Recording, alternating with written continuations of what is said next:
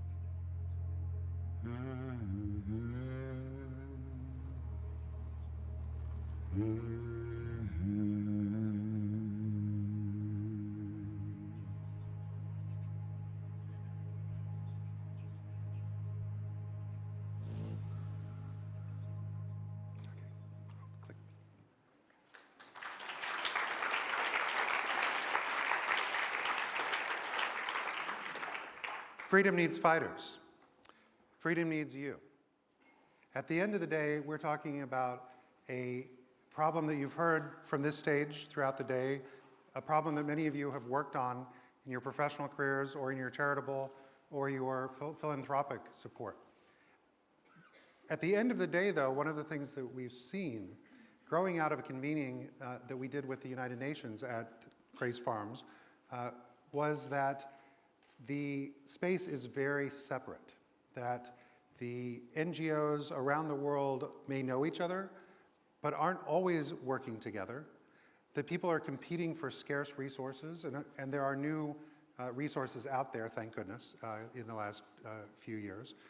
But at the same time, there's also a need for the general public awareness, and especially among the millennial community, the consumers of the next generation, the policymakers of the next generation. And so this idea of freedom needing fighters, to be able to see not only the strength of this particular formulated campaign, which WPP and some of their folks over at J. Walter Thompson and Geometry Global have pulled together after a year and a half of really intensive research. The strength and beauty and grace of the fierce little hummingbird, who, if you can see, is defined by the unseen, the face of a survivor, and that's taken directly from the survivor testifying before the US Congress. But that strength and that power, something that we can use as a global symbol that is hopefully going to be available for you and for your work, so that we can bring together something akin to the RED or ONE campaigns, but for human trafficking. So as Lou indicated, this actually came about at a United Nations convening on terrorism and trafficking.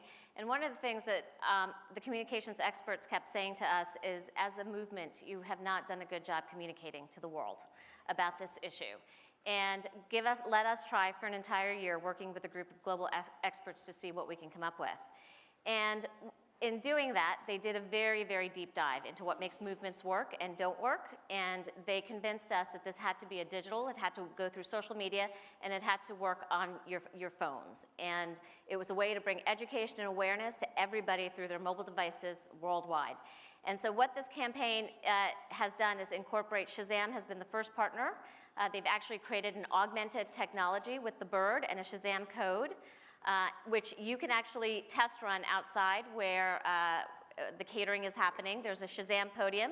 I'd invite all of you who don't have the Shazam app to please download it and just click, and it'll give you a sense of taking you right to a Shazam portal. And on that portal, it is up to all of us to be able to feed the content so the world can be educated, the world can become aware in a way that has not happened before.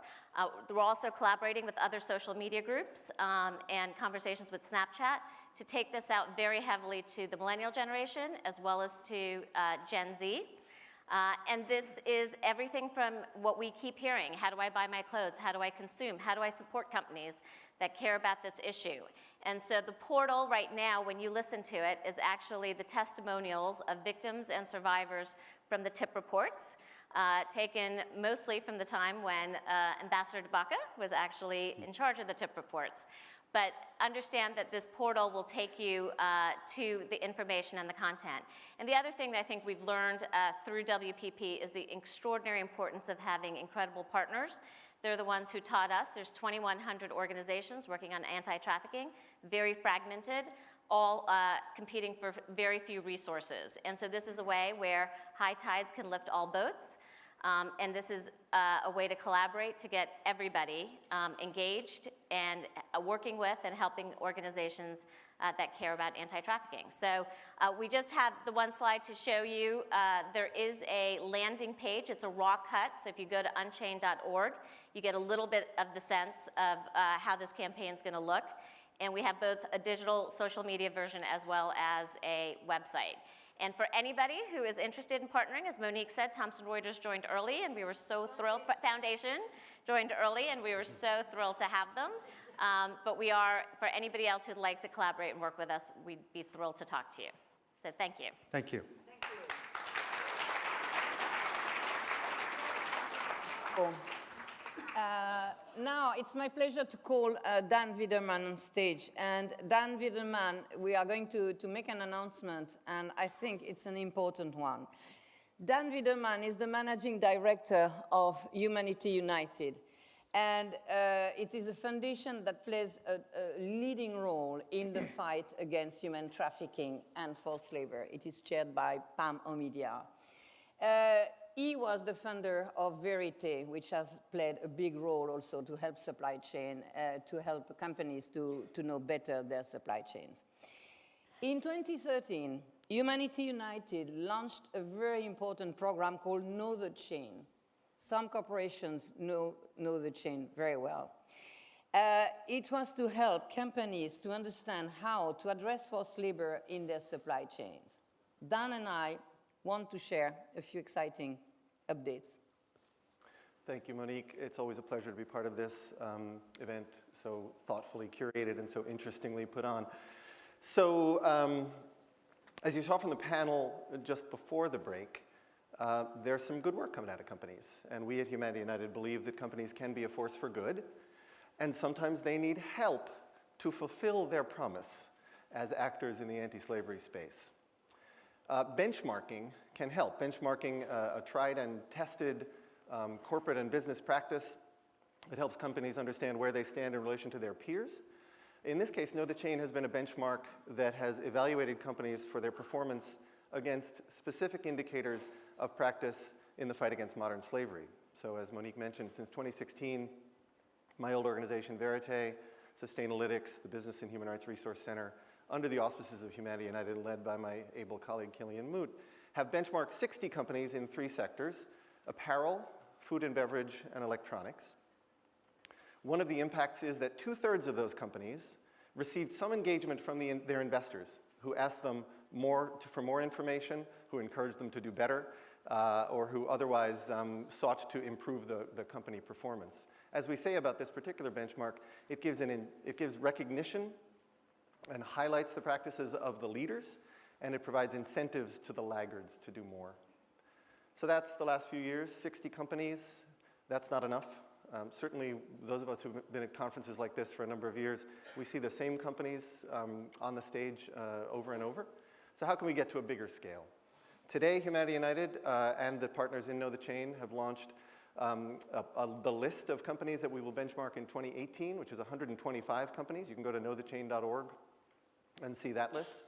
But even 125 isn't big enough. So how do we get to further scale? That leads us to the partnership that Monique and I are pleased to announce today. So we are going to announce now a partnership between Know the Chain and Thomson Reuters Foundation. And the reason the Thomson Reuters Foundation wanted to do this partnership is to bring the number of companies that will be indexed and ranked on what they do for forced labor to become much more global.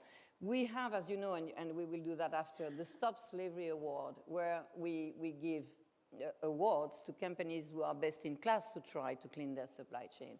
Most of the candidates come from the US, the UK, a few European countries.